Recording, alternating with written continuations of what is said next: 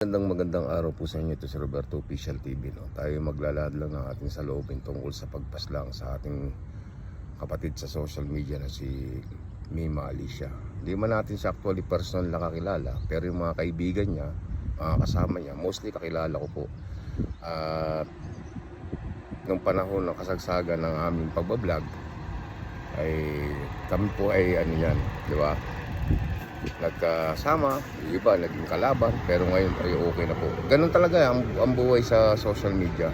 Pero yung ginawa nila kay Mima Alicia ay hindi po makatuwiran, hindi po makatao. Pwede naman ninyong idemanda, pwede naman ninyong kasuhan, bakit kailangan humantong sa mas madugo o marahas na pamamaraan? Ang paggamit po ng dahas ay hindi po yan solusyon para matakot mo o matakot nyo yung mga yung mga vlogger na naglalahad ng katotohanan. At balita natin, talagang inaasikaso ito ng PNP, ng ating NBI, ng ating mga magaling na kapulisan dyan, no? At natutukan ang kaso na to para maresolba at mahuli ang tunay na salarin. Siyempre may mga update tungkol dyan, pero hindi na tayo maglalabas ng update tungkol dyan. Actually, napapanood naman nyo siguro sa mga ibang vlogger kung ano yung update na nangyayari. Ang maganda rito kasi, at least may lead na yung kapulisan kung sino ang posible o responsable sa pagkamatay ni Mima Alicia. Siyempre, hinihingi ho namin yung justice na makamit ng pamilya niya at makamit mismo ni Mima Alicia. At yung mga tumatawa dyan, mawala ho kayong puso, no?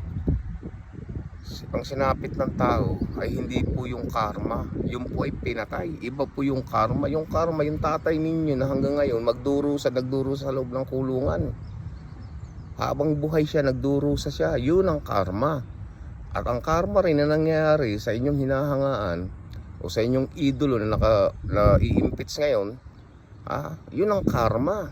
Yung ginawa nila kay Mima Alicia, hindi po karma matatawag yan. At ako, naniniwala ako, nasaan man si Mima Alicia ngayon, sigurado akong masaya na rin siya dahil kumbaga malaya na siya. Malaya sa magulong mundo, sa maingay, wala ng sakit na nararamdaman, wala ng mga problema. Siyempre, ang kailangan lang talaga, mabigyan siya ng sapat na hustisya. Ayan, at siyempre may update tungkol dyan, no? Grabe ang ating mahal na Pangulong si PBBM.